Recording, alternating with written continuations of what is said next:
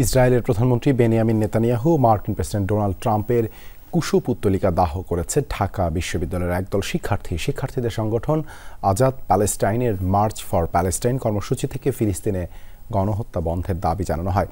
বিকেলে রাজু ভাস্কর্যের সামনে থেকে ৭০ ফুট দীর্ঘ ফিলিস্তিনের পতাকা নিয়ে মিছিল করে তারা। পররাষ্ট্র মন্ত্রণালয় অভিমুখে রওনা দিলে কদম ফোয়ারার সামনে বাধা দেয় পুলিশ। পরে ৬ দফা দাবি নিয়ে ৭ সদস্যের প্রতিনিধি দল যায় মন্ত্রণালয়ে। শিক্ষার্থীদের দাবি, বাংলাদেশের পক্ষ থেকে রাষ্ট্রীয়ভাবে ফিলিস্তিনি ইসরায়েলি আগ্রাসনের মার্কিন মদদের নিন্দা জানাতে হবে, সেই সঙ্গে মার্কিন রাষ্ট্রদূতকে তলব করে প্রশ্ন করার দাবিও জানানো হয়। সেই সাথে পাসপোর্টে অ্যাকসেপ্ট ইসরায়েল লেখা আবারও যোগ করা এবং দেশটির সাথে আওয়ামী লীগ আমলে যে চুক্তি হয়েছে তাও প্রকাশের দাবি জানায় বিক্ষুব্ধরা।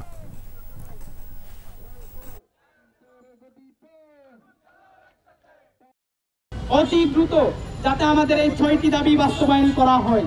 যদি বাস্তবায়ন করা না হয় আমরা আরো বড় আন্দোলনের ডাক দিব ইনশাআল্লাহ। ফিলিস্তিনের ইস্যুকে সমাধান করার জন্য, গাজায় অবিলম্বে গণহত্যা বন্ধ করা এবং স্বাধীন ফিলিস্তিন রাষ্ট্র প্রতিষ্ঠার জন্য যে উদ্যোগ নেওয়া দরকার, আমরা মনে করি সেই উদ্যোগ নেওয়ার দায়িত্ব বাংলাদেশ সরকার গ্রহণ করতে তাদের সেই সক্ষমতা রয়েছে।